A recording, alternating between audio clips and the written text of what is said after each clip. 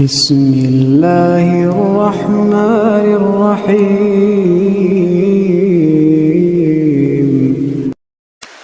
حضرت ابن عمر رضی اللہ تعالیٰ عنہما سے روایت ہے کہ رسول اللہ صلی اللہ علیہ وسلم نے فرمایا، ان اللہ یرفع بہذا الکتاب اقواما ویضع بہ آخرین، کہ اللہ تعالیٰ اس کتاب کے ذریعے، قرآن پاک کے ذریعے سے بہت ساری قوموں کو بہت ہی بلند فرماتے ہیں اور بہت ساری قوموں کو ذلیل و رسوا فرما دیتے ہیں۔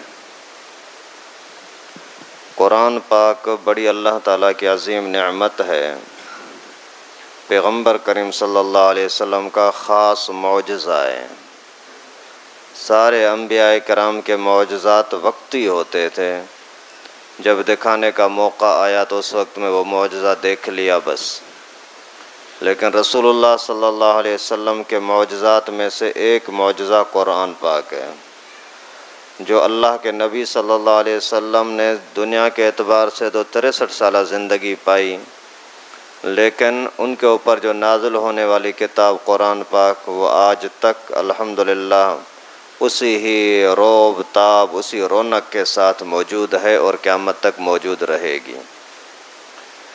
اللہ تعالیٰ نے فرمایا، انا نحن نزلنا الذکر و انا لہ لحافظون، اس قرآن پاک کو میں نے نازل کیا ہے، میں ہی اس کا محافظ ہوں، حفاظت کرنے والا ہوں، اور یہی حفاظت الحمدللہ چلتی رہی۔ اس زمانے سے ہی دشمنوں نے، کافروں نے، شیطان نے بڑا زور لگایا کسی طریقے سے قرآن پاک کا راستہ روکا جائے، لیکن نہیں روک سکے۔ اللہ تعالیٰ نے پھر اس قرآن پاک کے ساتھ لوگوں کے محبت پیدا کی۔ اس وجہ سے جیسے دنیاوی لحاظ سے کسی کے ساتھ محبت ہوتی ہے تو اس کے بغیر اس کو مزہ نہیں آتا، تو جو اللہ کے پیارے بندے ہیں ان کو بھی قرآن کے بغیر مزہ نہیں آتا۔ آج کل ہم دیکھتے ہیں اللہ کے فضل و کرم سے پاکستان کے ہر مسجد میں، چھوٹی بڑی مسجد میں ایک نہیں ایک سے زیادہ حافظ موجود ہیں، پڑھانے والا بھی، سننے والا بھی۔ یہ اللہ کی مہربانی ہے، اور اللہ تعالیٰ نے جن لوگوں کو چاہا ان کو قرآن پاک کے ساتھ محبت کی توفیق دی، ان کے دل میں محبت ڈالی۔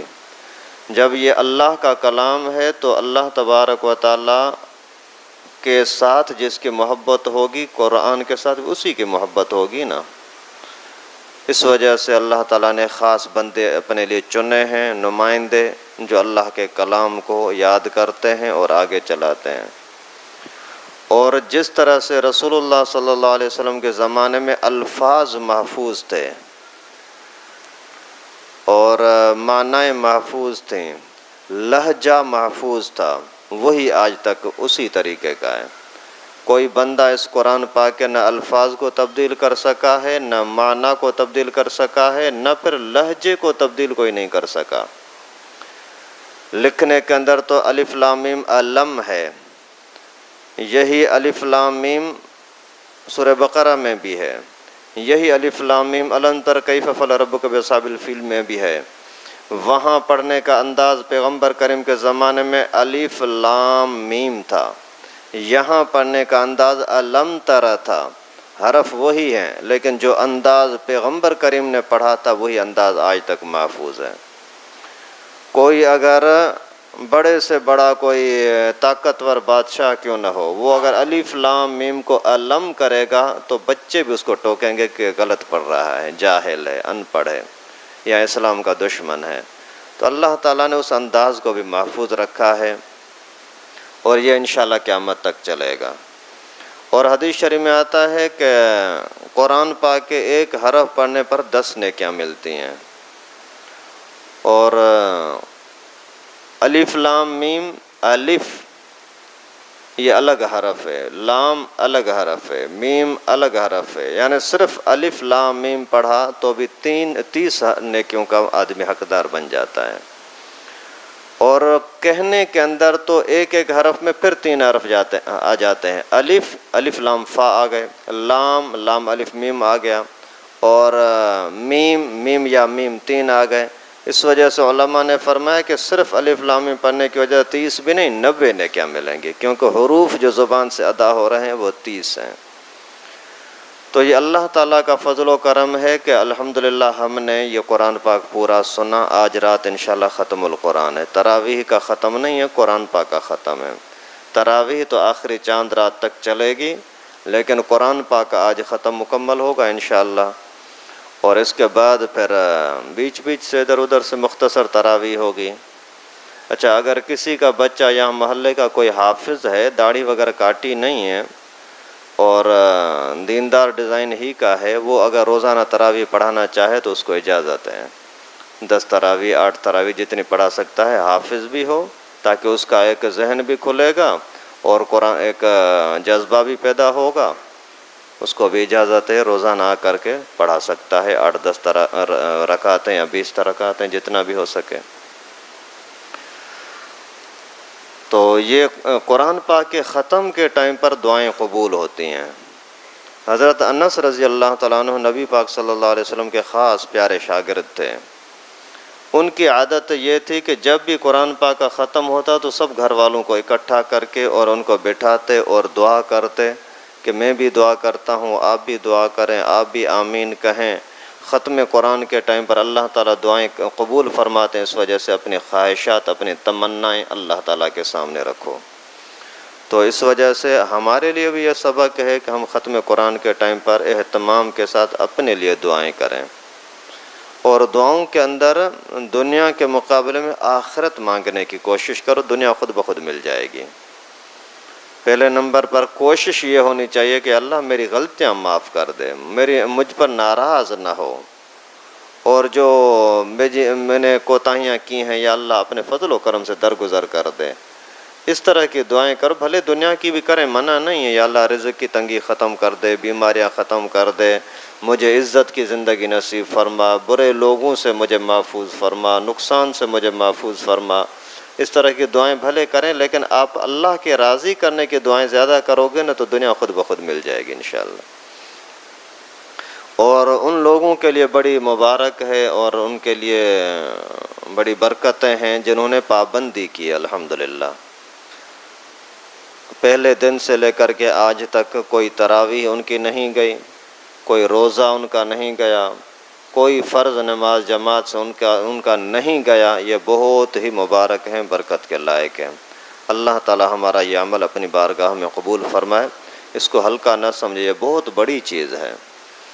اگر آدمی استقامت کے ساتھ کوئی کام کرتا ہے نا تو اللہ تعالیٰ بڑے قدردان ہیں، بڑی قدر فرماتے ہیں، تھوڑے اخلاص پر بھی بہت کچھ دے دیتے ہیں۔ اس وجہ سے اپنے اس عمل کو ہلکا نہ سمجھیں۔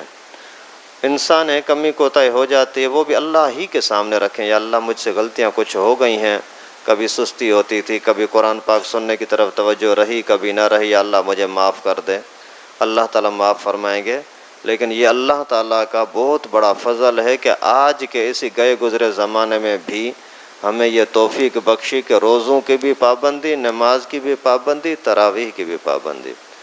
ورنہ بہت سارے ایسے لوگ ہیں جن کو پرواہ نہیں ہے نہ روزے کی، نہ تراویح کی، نہ ہی نماز کی۔ حالانکہ شروع میں ہی میں نے آپ کو بتا دیا تھا کہ نبی پاک صلی اللہ علیہ وسلم نے اور حضرت جبرائیل نے ان لوگوں کو بد دعائیں دی ہیں۔ پیغمبر کریم کی بد دعا ہو، جبرائیل کی بد دعا ہو تو بندہ کہاں بچ سکتا ہے؟ اس بندے کے لیے بد دعا ہے جو رمضان کے اندر اپنی بخشش نہیں کراتا، اور رمضان میں بخشش نہ کرانا مقصد یہ ہے کہ روزے سے اپنے آپ کو محروم کرنا، تراویح سے، نماز سے اپنے آپ کو محروم کرنا، حرام کے اندر اپنے آپ کو لگا دینا، یہ اپنے آپ کو محروم کرنا ہے۔ اور ایسے محروم لوگوں کو اللہ کے نبی ہی بد دعا دے رہے ہیں، نعوذ باللہ۔ اللہ تعالی ہم سب کی حفاظت فرمائے۔ تو اس وجہ سے آج رات کو ایک تو شرکت کی کوشش کریں ضرور، دوسرا پھر اللہ تعالیٰ سے دعائیں کریں۔ جس طرح سے قرآن پڑھنا بہت بڑا ثواب کا کام ہے، اس طرح سے سننا بھی بہت بڑا ثواب کا کام ہے۔ حضرت ابن مسعود رضی اللہ تعالیٰ عنہ کو ایک مرتبہ پیغمبر کریم نے فرمایا، ابن مسعود میرے سامنے قرآن پڑھ۔ یہ حیران ہو گیا، اللہ کے رسول میں پڑھوں؟ فرمایا ہاں پڑھ۔ پھر اس نے پڑھنا شروع کیا تو پیغمبر کریم صلی اللہ علیہ وسلم نے فرمایا، میں چاہتا ہوں کہ میں اس قرآن کو کسی اور سے سنوں۔ تو سننا بھی بہت بڑا ثواب ہے۔ اس وجہ سے سننے کے اندر بھی اتنی ہی نیکیاں ملیں گی انشاءاللہ جتنی کہ پڑھنے کے اوپر نیکیاں ملتی ہیں۔ اللہ تعالیٰ سے دعا ہے کہ اللہ تعالیٰ ہماری کمی کوتاہی معاف فرمائے، اور جو کچھ ہم نے نیکیاں کی ہیں اللہ رب العالمین اپنے فضل و کرم سے اپنی بارگاہ میں قبول فرمائے۔ اسی قرآن پاک کو دنیا میں، قبر میں، آخرت میں ہمارے لیے خیر اور بھلائی کا ذریعہ بنائے۔ جن لوگوں نے قرآن پاک کو پیٹھ پیچھے پھینک دیا، نعوذ باللہ، اس طرح کی حرکتیں کرنے سے اور اس طرح کے ظلم اور ناجائز کاموں سے اللہ پاک اپنے فضل و کرم سے ہم سب کو محفوظ فرمائے۔ وآخر دعوانا ان الحمدللہ۔ لائک کریں ہمارے چینل کو اور سبسکرائب کریں اور بیل آئیکن کو دبانا نہ بھولیں۔